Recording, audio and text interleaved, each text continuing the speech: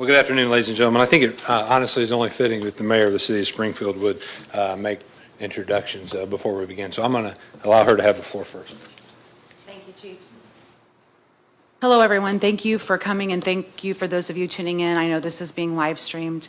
Today is September 5th. Overnight on September 4th, we had the unfortunate experience in the city of Springfield to have an officer-involved shooting. That is never anything as mayor I want to see in the community. I don't want to see gun violence of any kind in our community, whether it's from citizens or from the police department. It is a goal of mine to figure out a way to stop all of this gun violence. With that being said, there is an investigation going on with the Illinois State Police right now, so we will be limited in the amount of information we can give you. We are going to give you as much information as we possibly can at this time. The chief and I want to give a thank you to the command staff from the police department as well. Everyone has been here since the middle of the night, and people are working diligently to make sure this is handled in a professional manner, that everything is being addressed, and that there isn't any questions of people hiding behind desks or our ivory tower, or whatever you call it, that we are communicating with everyone in the community as well as the media. So we tried putting out a press release very early this morning to let you all know what was going on, and then we wanted to have this press conference as well so that you could ask your questions. So at this time, I will bring up our chief of police, who I am grateful to have at the helm of the police department, Ken Scarlett, to kind of give you the details of what might have ensued. Thanks, Mayor. Appreciate that. Sir. Well, good afternoon again. I appreciate everyone taking the opportunity to come out this afternoon, and I look forward to a healthy conversation with each one of you. And before I begin with prepared remarks, I think it's important to say that we stand here today for the sake of transparency. Throughout my tenure as chief of police, it's been my goal to be upfront and honest with the 113,000 citizens of the city of Springfield. That's why we stand here today, to the mayor's point.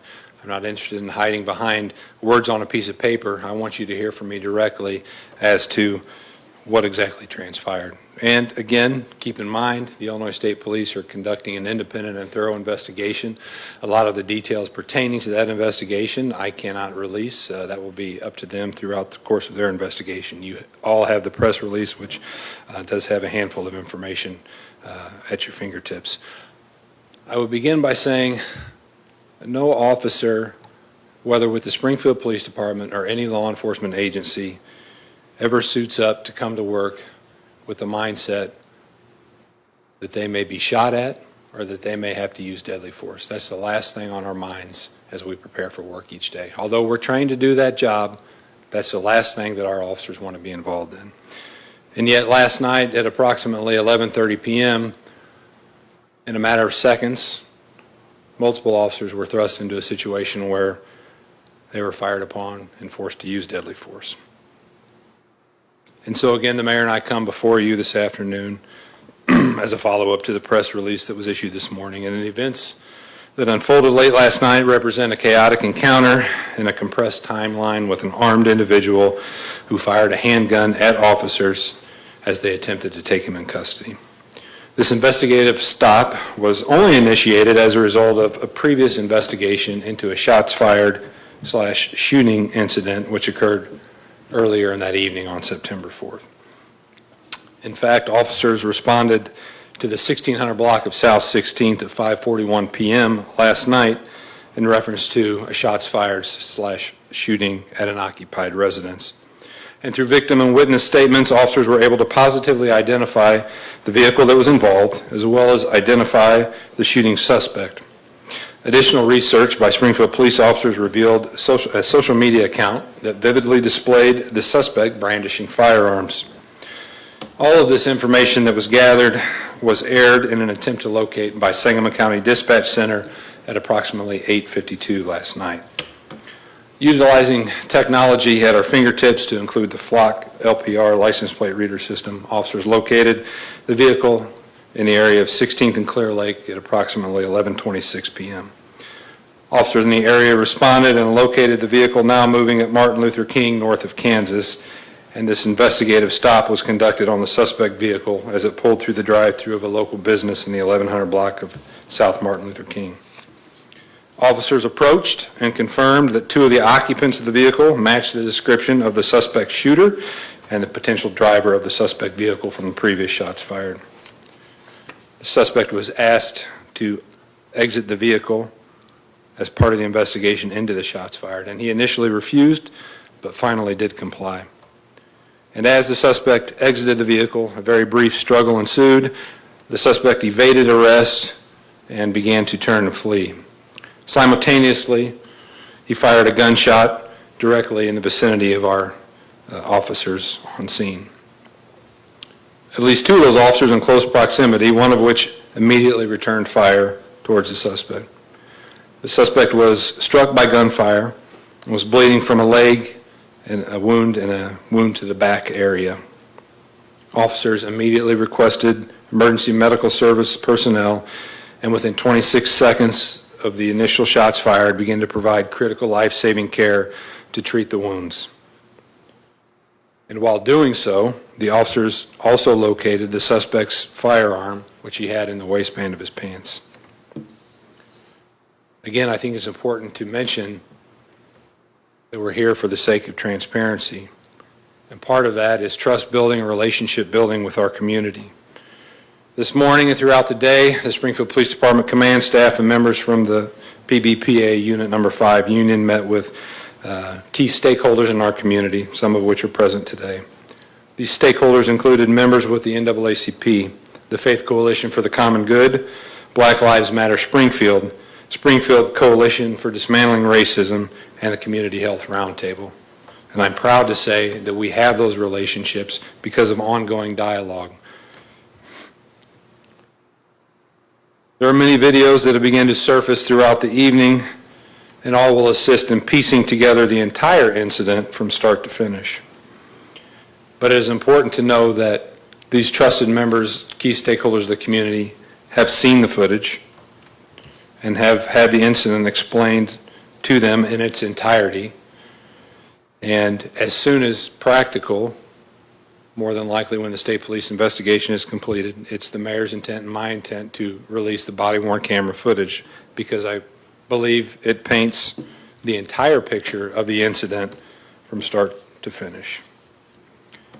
So I implore our community to allow this independent investigation to go on, which is being conducted again by the Illinois State Police. It is imperative that we continue to keep open lines of communication, and in fact, we remain peaceful until all facts are found. The mayor and myself and every member of my agency are committed to the citizens of the city of Springfield and to their safety. And in the light of this particular incident,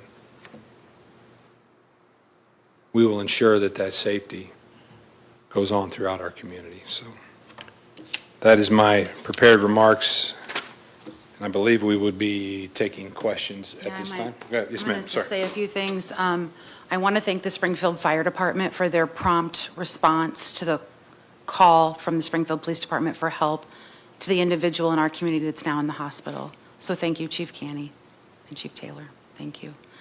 I also want to ask if the community wants to know what they can do. The chief and I met with our citizen who was injured. We met with his grandmother and father today. And I would ask that you pray for this individual and pray for their strength and their healing. If you want to know what you can do, you need to pray for the individual who was injured. I also want to thank our community stakeholders for taking their time out of their day as they got an early morning request from us to come see the footage and talk with us, because transparency, as the chief said, is our key component here. That's why we have you all here today. So we will open it up for questions, but if there's anything you want, anyone in the citizens of our community, our 114,000 citizens, want to know what they can do, it's pray. I'm asking for prayer for this person, for this individual.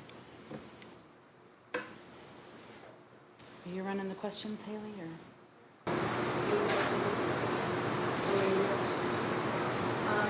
Can you provide any additional details about the robbery that was listed in the press release that happened with the suspect I don't have those details at my fingertips. I can tell you that the Suspect was also a suspect in an aggravated robbery that occurred on August 14th at a business in the 600 block of West Jefferson.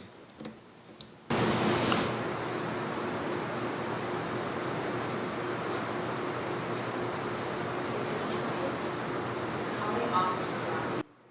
Yeah, I apologize. I should have mentioned that. So we have one officer that was involved in the actual shots fired incident. There were 4 officers that were on scene as part of the traffic stop. All 4 officers have been placed on administrative leave, which is per our department practice. Part of that is to give them the opportunity to decompress, give them the opportunity to seek any mental health treatment that they may need to heal throughout this entire process. Chief, could you talk about what you saw at King and Stewart? There was a line of officers, yours and the state police, and a number of people confronting the police, talking to them. Can you talk about the temperature of that situation? Absolutely, and several of my command staff were out there as well as, to your point, as well as just about every officer that we had available, as well as state police and even Sangamon County sheriffs. And it was an extremely chaotic situation in which frustration and anger was boiling over, and it was directed towards those officers that were on scene. Those officers were there simply to protect the crime scene so that the state police could conduct their, again, thorough and independent investigation. In fact, there were several vulgar remarks made to numerous officers. There were bottles that were lobbed in the direction of officers. We had a squad car window that was completely destroyed by a brick from a bystander. And yet our officers were able to maintain and protect that vulnerable crime scene to ensure the state police could handle all their work. You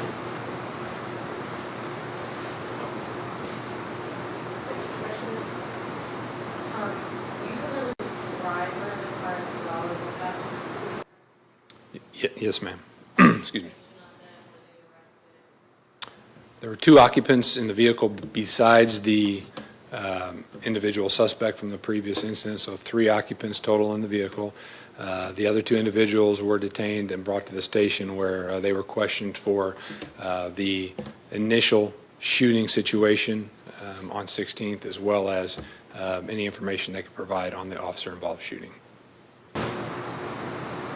Chief, you're not naming the person. I'm sorry.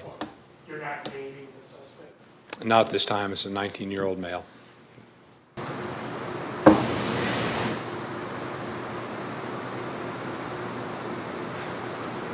Has ISP given you any, I know it's early, but any timeline as far as the investigation?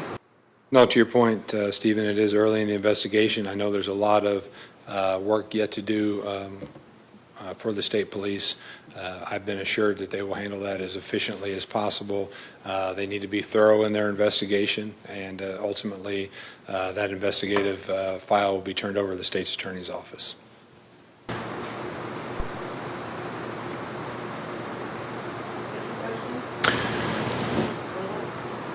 Well, let me end by saying this then. I'm extremely proud of the men and women of the Springfield Police Department. Last night was a very difficult set of circumstances, not only for those that were involved in the shooting, but those that were responsible for the aftermath, which included, several almost violent encounters. So our men and women come to work every day with the mindset to keep our community safe. I'm proud of the work that they do, and that was on showcase last night.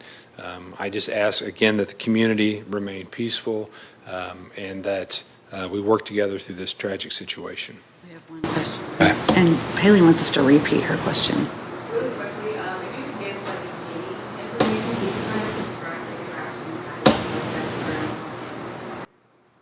suspects. Yeah, so essentially the mayor and I met with them, and the purpose of that meeting was to give them the dignity and respect that they deserve, to hear from the leader of the police department and the leader of the city as to what transpired with their son and grandson. I mean, that's the gist of the conversation, and I would afford that opportunity to anyone that's in that situation. I think that's only fair to fellow human beings of society, that we give them the opportunity to speak and to ask questions. Were any of the people involved in the first bottles of bread, were there arrests made in that situation? No, ma'am, there were no arrests made as a result of any of the chaotic scene.